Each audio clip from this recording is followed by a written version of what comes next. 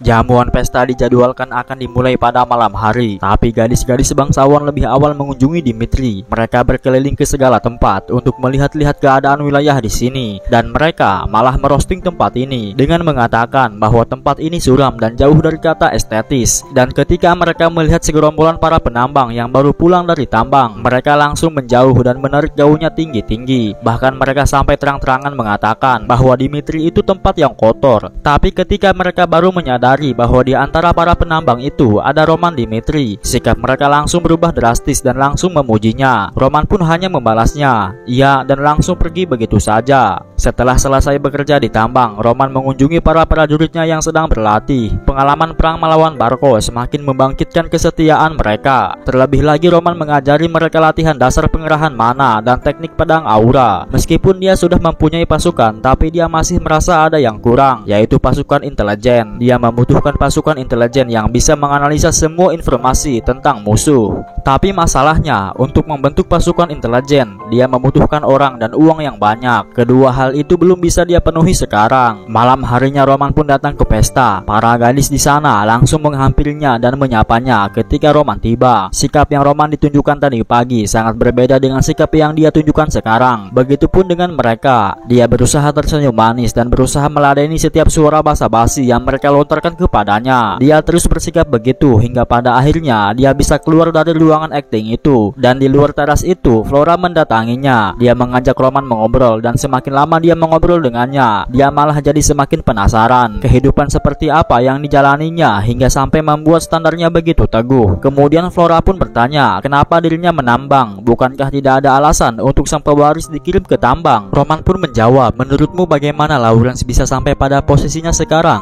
Orang-orang beranggapan kalau Lawrence sampai pada posisinya yang sekarang karena tanah yang subur dan sumber daya yang melimpah. Tapi sebenarnya Lawrence mencapai kesuksesannya melalui bisnis. Mereka menjual atau menukar hasil produksinya dengan orang lain. Karena itulah Lawrence berada di posisinya yang sekarang. Itu juga menjelaskan alasan adik Viscount yaitu ayahnya Sylvia menjadi pedagang di ibu kota. Mendengar hal itu, Flora sampai terdiam melongo. Dia menyadari dasaran keluarga Lawrence yang justru baru kusadari beberapa hari yang lalu dengan begitu akurat. Kemudian dia pun kembali bertanya, lalu apa hubungannya hal itu dengan menambang? Roman menjawab, dasaran Dimitri terletak pada tambang besi. Kalau bukan karena penambang yang menambang biji besi setiap hari, tidak mungkin Dimitri mencapai posisinya yang sekarang. Aku yakin dengan menghabiskan waktu di tambang besi akan membantuku memahami dan saling mengerti dengan mereka. Aku yakin bahwa itu adalah tugas dari seseorang yang mempunyai nama Dimitri. Setelah mengucapkan hal itu, Roman pun pamit undur diri, meninggalkan Flora yang masih tertegun mematung. Dalam diam, dia berkata bahwa dirinya sudah memutuskan. Pikirannya yang masih kebingungan setelah perang sudah terluruskan dan menjadi lebih jelas setelah bertemu dengan Roman. Dan beberapa hari kemudian, Flora pun berangkat dari Lawrence ke ibu kota. Ini momen di mana bunga Lawrence memutuskan untuk meninggalkan rumah kacanya demi memasuki dunia luar. Dimitri adalah kota tambang. Banyak penduduk Dimitri yang bekerja di tambang untuk menjalani hidup. Ukuran tambang besi Dimitri adalah yang terbesar di kerajaan, bahkan yang terbesar di benua. Terutama wilayah tidak diketahui yang disebut sebagai ujung benua. Di belakang wilayah Dimitri, kalau semua wilayah sampai sana dikembangkan, maka kekayaan yang bisa didapatkan Dimitri tidak akan ada batasnya. Salah satu alasan Roman memilih bekerja di tambang daripada di Warscope adalah karena dia bisa mendengarkan langsung informasi terkait wilayah timur laut. Dan dengan uang yang diberikan oleh ayahnya, dia berniat mendirikan pasukan intelijen klan Hao di dunia ini. Di antara mereka yang tidak begitu kuat di dunia Murim, terdapat dua kelompok yang terkenal dalam mengumpulkan informasi, yaitu sekte pengemis dan klan Hao. Sekte pengemis mengumpulkan informasi lewat perbincangan dari orang ke orang yang didengar oleh anggota mereka. Sedangkan klan Hao melakukannya dengan mendengarkan langsung dari beberapa orang yang mereka jumpai dimanapun. Tapi masih kurang jika hanya sebatas itu. Dia menginginkan sebuah kelompok informasi yang tidak terbatas di wilayah timur laut saja, tapi dia juga menginginkan semua informasi yang ada di benua ini. Dan ada satu orang di antara pasukannya yang bisa melakukan hal itu, yaitu Lucas. Setelah perang berakhir, para prajurit mendengar berita yang luar biasa dari Chris bahwa mereka akan diberi hadiah oleh Roman berupa sebuah metode yang dapat menggunakan atau merasakan mana dan sebuah teknik swordmanship. Nama metode ini adalah Asura. Mereka semua pun mulai mempelajari metode itu, dan yang tidak masuk akalnya adalah Chris langsung bisa merasakan mana padahal dia cuma berlatih selama beberapa hari. Tapi semua inderanya terasa menjadi begitu sensitif. Dia bahkan bisa merasakan hembusan angin yang memasuki pori-porinya. Teknik pedang Asura yang mencatat 108 cara untuk menghadapi lawan adalah sesuatu yang sempurna untuk menggunakan kekuatan pikiran sebaik mungkin. Timbul sebuah pertanyaan dalam benaknya, siapa sebenarnya Roman? Kalau aku dalam situasi yang membuat diriku saja yang memahami teknik Asura, aku pasti akan menjadikannya sebagai rahasia keluarga, bukan malah diberikan kepada prajurit. Dulu Lukas menghabiskan semua uangnya demi mempelajari mana. Dia menghabiskan seluruh hidupnya selama ini dalam keputusasaan. Karena itulah dia nampak begitu bahagia sekarang. Lukas pun dipanggil ke ruangannya dan Roman langsung memberinya perintah untuk mendirikan serikat informasi yang terbaik di dunia. Lukas pun dengan senang hati menerima misinya itu. 1 bulan sejak peristiwa peperangan melawan Barco, hari ini keluarga Dimitri sedang mengadakan pertemuan reguler. Dalam rapat itu, mereka bertanya kepada sang tuan tanah mengenai masalah pewaris. Karena 3 tahun yang lalu, beliau sempat memilih anak keduanya yang bernama Rodwell sebagai penguasa berikutnya. Karena pada saat itu, dilihat dari tindakan Roman dan watak tuan muda kedua masih belum pantas untuk menerima posisi penting seperti itu, maka masalah pewaris pun ditunda. Tapi sekarang situasinya berubah. Perang melawan Barco, masalah keamanan tambang besi, dan kejeniusannya sebagai swordmanship. Tindakan tuan muda Roman saat ini memperlihatkan sosok seorang penguasa. Semua orang yang ada di situ sepakat dan setuju. Dan karena calon pewarisnya belum diumumkan, maka seorang tetua pun menyarankan agar persaingan netral harus segera dilaksanakan. Inilah awal dari gelombang air yang mulai muncul pada keluarga Dimitri yang tenang. Sang tuan tanah nampak kebingungan. Ia mencuri waktu untuk merenung sebentar. Roman membuktikan kelayakannya dalam waktu singkat, sedangkan Rodwell sudah memikul rasa tanggung jawabnya sebagai pewaris dari sejak kecil, pikirnya. Akhirnya dia pun memanggil orang-orang penting untuk mendiskusikan masalah ini. Dimulai dari Hans, Master Tambang, dan Master Hendrik. Beliau menanyakan satu pertanyaan yang sama ke semua orang, apakah Roman pantas untuk posisi pewaris keluarga Dimitri? Dan semua orang pun menjawabnya dengan sama. Kalau Anda menanyakan itu 3 bulan yang lalu pada saya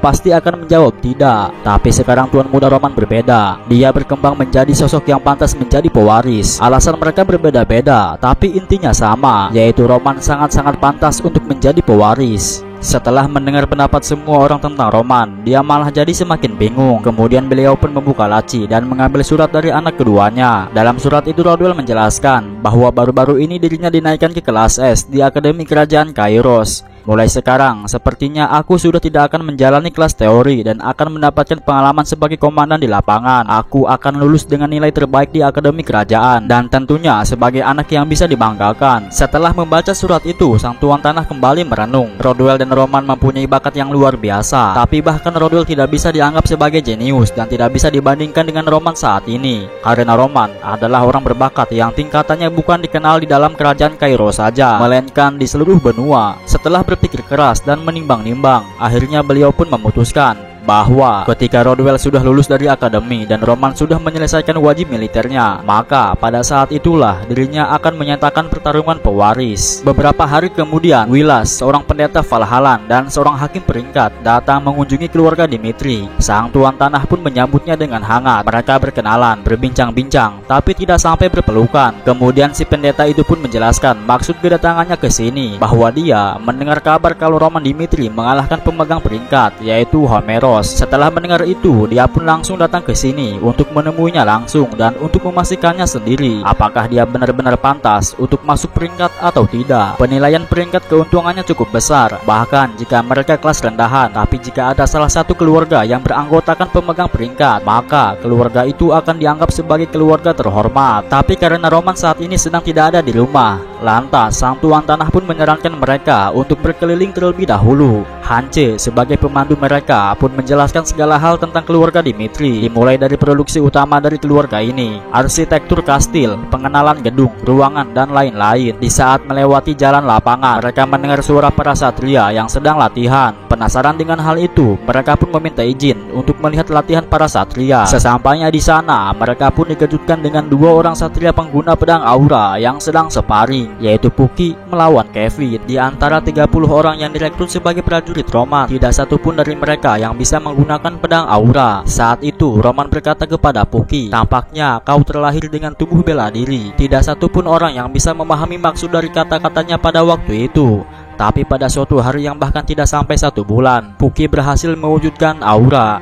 Dan setelah itu, sikap para prajurit terhadap latihan pun berubah. Demi bertambah kuat dan demi melampaui tembok penghalang, mereka rela meresikokan nyawa. Pertarungan sengit antara Kevin melawan Puki di lapangan itu berhasil dimenangkan oleh Kevin. Melihat hal itu, si pendeta nampak terkejut. Dia bertanya-tanya dalam benaknya. Semua prajurit menggunakan ilmu pedang yang sama dan mereka juga menguasainya. Apakah mereka benar-benar prajurit dari wilayah terpencil seperti ini? Rasanya aku seperti melihat kekaisaran Valhalla versi mini. Mereka pasti bukan prajurit biasa, melainkan satria yang dirawat dengan baik oleh Dimitri. Dan sejak kapan Dimitri mempunyai kekuatan seperti ini? Sekarang aku jadi yakin kalau Dimitri adalah kekuatan sejati timur laut. Tapi ini sudah melampaui skala keluarga dari pinggiran. Rekan di sampingnya bertanya, apa Dimitri benar-benar kota tambang? Wilas hanya berkata, aku juga meragukan mataku sekarang. Tapi aku yakin mereka bukan prajurit biasa. Mereka pasti satria Dimitri di bawah kendali Baron Romero. Hance menimpalinya dengan santai. Oh, mereka bukan anggota satria Dimitri dan mereka tidak masuk ke dalam kelompok manapun. Mereka cuma prajurit pribadi Tuan Muda Roman. Mendengar hal itu, Wilas jadi melongo. Lalu tiba-tiba dia berteriak kepada Hance, bagaimana mungkin pendekar pedang aura diperlakukan sebagai prajurit biasa? Apa mereka disewa dengan harga yang mahal? Atau mungkinkah mereka murid satria? Lantas, Hance pun menjelaskan bahwa mereka bukan pendekar pedang aura sampai baru-baru ini. Kevin adalah rakyat jelata yang benar-benar diperhatikan oleh Roman, sedangkan Puki hanyalah seorang tentara bayaran kelas C. Mereka bertambah kuat berkat pengajaran Tuan Muda Roman. Mendengar hal itu, si pendeta jadi bertanya-tanya, siapa sebenarnya Roman Dimitri? Keesokan harinya, si pendeta itu pun menemui Roman Dimitri. Ketika si penjaga menyampaikan kalau Roman sudah sampai, lantas si pendeta itu pun langsung mengamatinya. Dimulai dari gaya berjalan yang tanpa celah, mata yang memandang rendah, dan ekspresi yang sangat santai. Dalam benaknya beliau berkata, ternyata dia sudah terbiasa dengan kehidupan mereka yang kuat. Setelah Roman memperkenalkan diri, lantas si pendeta itu pun bertanya, apa benar kau yang mengalahkan Homeros dalam duel pejuang? Roman mengangguk, mengiyakan. Tampaknya kau belum menyadari pencapaianmu. Homeros bukan peringkat 49 biasa, tapi seseorang yang dianggap akan mencapai puncak yang lebih tinggi lagi setelah menjadi 4 bintang. Dan kau mengalahkannya pada umurmu yang baru 25 tahun. Itu artinya kau orang jenius yang terhebat dalam sejarah kerajaan Kairo. Roman menyela, tidak usah basa-basi, langsung ke intinya saja. Lantas si pendeta itu pun menjelaskan tentang prosedur peringkat sebelum memastikan kebenarannya. Pertarungan peringkat dibagi menjadi 2 bagian, pertarungan resmi dan tidak resmi. Dalam pertarungan resmi, mereka harus mengalahkan lawan di hadapan pengamat setelah menerima izin dari kuil Valhalla. Hasil dari pertarungan resmi akan langsung mempengaruhi peringkat dan kau akan mendapatkan ID yang memastikan peringkatmu. Namun dalam pertarungan tidak resmi, seperti ketika seseorang dadakan mengalahkan pemegang peringkat, posisi pemegang peringkat akan kosong dan peringkat yang sudah ada akan naik setelah 1 tahun. Kalian tidak bisa mengambil peringkat dari pemegang peringkat meski kalian berhasil mengalahkannya dalam pertarungan tidak resmi. Namun jika Roman bisa memastikan kualifikasinya, maka peringkat terendah akan diberikan kepada pemenang pertarungan tidak resmi. Dengan kata lain, dia bisa menjadi peringkat 100 selama dia bisa membuktikan kekuatannya. Lantas si pendeta itu pun menyodorkan semacam alat pengukur aura. Jika dia berhasil melewati kriteria yang diputuskan dengan pengukur aura, maka Roman akan langsung diberi peringkat terendah. Cara kerja alat itu sederhana. Warna pengukur aura akan berubah ketika kau mengalirkan mana ke dalamnya. Warna merah artinya 1 bintang, orange artinya 2 bintang, kuning artinya 3 bintang, dan apapun di atas 4 bintang akan berwarna hijau. Karena Roman mengalahkan pendekar pedang 4 bintang, maka dia harus mengeluarkan warna kuning untuk memenuhi kualifikasinya. Roman mengangguk dan dia mulai mengulurkan tangannya ke atas bola itu. Dalam benaknya dia berkata, apa yang akan terjadi kalau aku mengalirkan mana menggunakan metode di dunia ini? Sambil tersenyum jahat dia pun mulai mencobanya. Sontak seluruh tubuhnya mengeluarkan aura ungu kegelapan. Semakin lama dia menekan, auranya semakin tajam. Si pendeta nampak tercengang melihatnya, tapi terlalu awal untuk terkejut karena bola itu tiba-tiba saja warnanya berubah-ubah. Dimulai dari warna merah, kemudian berubah ke warna orange, dan sekarang warnanya berubah lagi ke warna kuning. Dalam benaknya Roman kembali berkata, kurasa metode di dunia ini cuman bisa mengantarku sejauh ini. Lantas dia pun mulai beralih ke metode dunia murim. Sontak bola kristal itu tiba-tiba berubah lagi ke warna hijau, dan tak lama kemudian